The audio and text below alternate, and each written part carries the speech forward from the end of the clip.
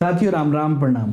Third grade exam 2025-26 के लिए आप फॉर्म भर रहे होंगे। बहुत से विद्यार्थियों की लगातार फोन आ रहे हैं, लगातार मैसेज आ रहे हैं कि सर यार मेरी एलिजिबिलिटी कंप्लीट नहीं है, जो 50% का जो क्राइटेरिया दे रखा है वो मैं कंप्लीट नहीं कर पा रहा हूं, तो क्या मैं फॉर्म भर सकता हूं? तो भैया इसके लिए बहुत ज्यादा महत्वपूर्ण है यहाँ पे ये बात की। और साथ ही साथ कुछ लोगों के ये भी दिक्कत आ रही है कि सर मेरे रीट में 82 नंबर ही है, जबकि 82.5 होनी चाहिए 55% का। तो उसका भी यहाँ पे मैं आपको मुद्दा समझाने वाला हूं। तो 45% वाले भी बिल्कुल फॉर्म भर सकते हैं। योग्यता में जो छूट है उसके बारे में हम बात करेंगे। तो चलिए बिना देर करे शुरू करते हैं। सबसे पहला काम वीडियो लाइक करके शेयर कर दो सब जगह। चलिए सबसे पहली बात देखो, अच्छा यहाँ पे ये विज्ञप्ति आई है, आपको पता ही है, और विज्ञप्ति के अकॉर्डिंग ही मैं बात करूंगा, चाहे वो लेवल 2 हो चाहे वो अपना लेवल 1 हो, ठीक है ना। इसके अकॉर्डिंग अपन सारी चीज आपको समझा रहे हैं। अच्छा देखो, सबसे पहले भैया अगर थर्ड ग्रेड की सच में शानदार तैयारी कर रहे हो और मैथमेटिक्स की वजह से आपको लगता है प्रॉब्लम आ रही है, तो कंप्लीट मैथ्स का कोर्स है JKM3 पे ज्वाइन कर लो। और अगर तैयारी अच्छी है और आप टेस्ट सीरीज ज्वाइन करना चाहते हो, प्रैक्टिस करना चाहते हो शानदार वाली, तो ऑनलाइन टेस्ट सीरीज 150 नंबर की, किसी भी सब्जेक्ट किसी भी लेवल की हो, ज्वाइन कर लो भैया। 40% का एक्स्ट्रा डिस्काउंट केवल आप लोगों के लिए हमारी तरफ से दिया जा रहा है। लिमिटेड टाइम ऑफर है। कैसे ज्वाइन करना है? ऐप डाउनलोड करो ना यार गूगल प्ले स्टोर से, वरना डिस्क्रिप्शन में लिंक है, वहां से भी आप ज्वाइन कर सकते हो, जल्दी से कर लो। चलिए तो यहाँ पे आपको कुछ चीजें समझाता हूं मैं। यहाँ पे देखो, आपको भी पता है आपकी इस प्रकार से लेवल 2, क्योंकि लेवल 2 में तो केवल संस्कृत डिपार्टमेंट में और संस्कृत विषय के लिए जैसे आई है विज्ञप्ति, तो विज्ञप्ति में कुछ पॉइंट है जो लिखे हुए हैं कि भैया सिंपल सी बात है कि शास्त्री और प्रारंभिक शिक्षा में द्विवर्षीय डिप्लोमा न्यूनतम 50% अंकों के साथ लिखा हुआ है, शास्त्री या 1 वर्षीय डिप्लोमा। उसके बाद में जब आप आगे आ जाते हो तो न्यूनतम 45% अंकों के साथ, लेकिन ये कुछ लोगों के लिए है जो मानदंड है। उसके बाद में आ जाते हो न्यूनतम 50% अंकों के साथ में, न्यूनतम 50% अंकों के साथ में, और अध्यापक पात्रता उत्तीर्ण होना चाहिए। यहाँ पे बहुत सारे बच्चे कंफ्यूज हो जाते हैं, सर 45% 50% ये चल क्या रहा है, ठीक है ना। इसके बाद जैसे कि अगर आप लेवल 2 में संस्कृत विषय के अलावा जैसे और विषय में आ जाते हो, तो यहाँ पे आपको वही स्नातक और प्रारंभिक शिक्षा में द्विवर्षीय डिप्लोमा, या फिर 45% अंकों के साथ स्नातक और शिक्षा शास्त्र में 1 वर्षीय डिप्लोमा, 50% अंकों के साथ में उच्चतर माध्यमिक या 4 वर्षीय प्रारंभिक शिक्षा में डिप्लोमा, 50% अंकों के साथ उच्चतर माध्यमिक एवं 4 वर्षीय BA BL जो BLED है वो चल रहा है।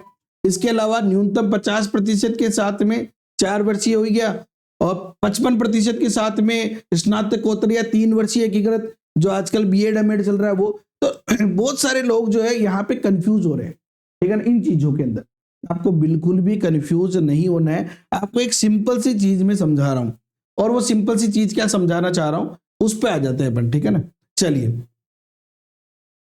और साथ ही साथ आपको पता है कि अपना जो यहाँ पे देखो, ये 1 से 5 संस्कृत विभाग में भी इस प्रकार से इन्होंने वही 50% 45%, तो आपकी जो भी कैटेगरी के अनुसार आपका आ रहा है, ठीक है ना, वो तो ठीक है। और साथ ही साथ देखो, संशोधित विज्ञप्ति भी जारी करी थी यहाँ पे, जिन्होंने 1 से 5 में इन्होंने वही 50% अंकों के साथ वरिष्ठ उपाध्याय, ये सब कुछ तो आपने देख लिया है, ठीक है ना। अब आपको मैं बता देता हूं कि आपके लिए जो इंपॉर्टेंट बात है वो क्या है। दोनों के दोनों विज्ञप्ति में एक इंपॉर्टेंट बात लिखी हुई है, वो ये है, देखो पहली बात तो ये कि आपने जो BSTC या DLED किया है वो किस आधार पे किया है, साथ ही साथ आपने जो BEd किया है वो किस आधार पे किया है, क्योंकि जो न्यूनतम प्रतिशत यहाँ पे चाहिए वही न्यूनतम प्रतिशत आपके BEd में या फिर DLED में चाहिए थे।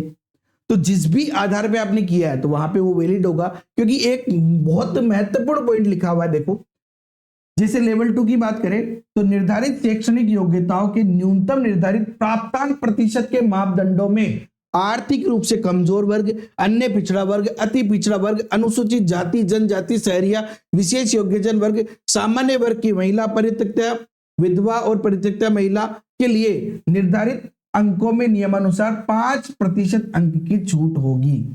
यानी जो 50% का नियम है, 50%, क्योंकि BEd में भी 50% का नियम है, लेकिन जैसे आप किसी कैटेगरी में आते हो तो वो नियम कितने प्रतिशत का रह जाता है, 45% का।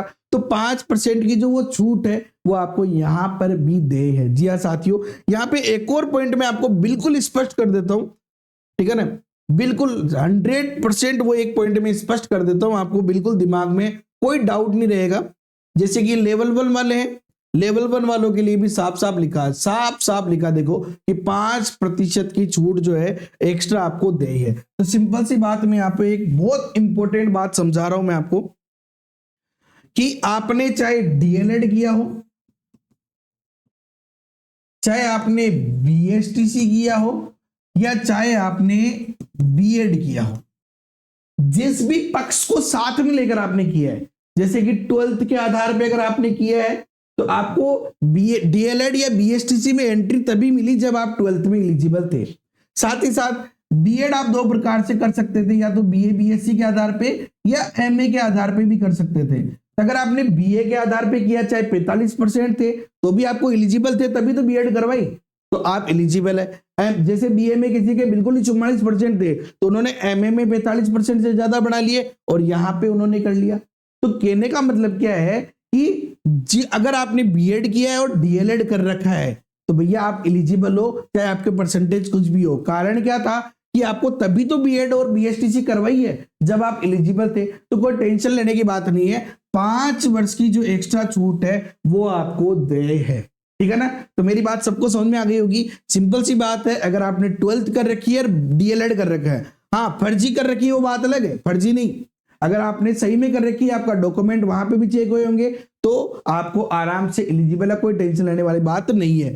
साथ ही साथ कुछ विद्यार्थियों के लिए प्रॉब्लम आ रही है कि रीट के अंदर उनकी 82 नंबर है ना, और अगर 55% निकाले तो 82.5 होते हैं, तो भैया हम एलिजिबल है या नहीं है। तो सिंपल सी बात है, आपके रीट के सर्टिफिकेट पे एक लाइन लिखी होनी चाहिए, एलिजिबल फॉर रीट लेवल 1 या रीट लेवल 2, जो भी लिखा हुआ है। अगर आपके वहां एलिजिबल लिखा है तो आपको बिल्कुल टेंशन लेने की जरूरत नहीं, क्योंकि 82 नंबर पे भी एलिजिबल है। कोर्ट ने डिसीजन दिया था, क्योंकि माइनस मार्किंग है नहीं और हाफ नंबर आता नहीं है, इस वजह से 82 वाला भी पात्र था, क्योंकि इसके 54.67 लगभग इस प्रकार से परसेंटेज होते हैं, तो इसका 55% जो है वो माना जाएगा। समझ में आ गई? तो आई होप कि मेरी सारी बातें आपको समझ में आ गई होगी, सारे पॉइंट अच्छे से समझ में आ गए होंगे, ठीक है ना। इसलिए वीडियो को लाइक तो आपको करना ही है, शेयर करना है, और साथ ही साथ जो भी प्रॉब्लम आ रही है उसकी कमेंट कर दो।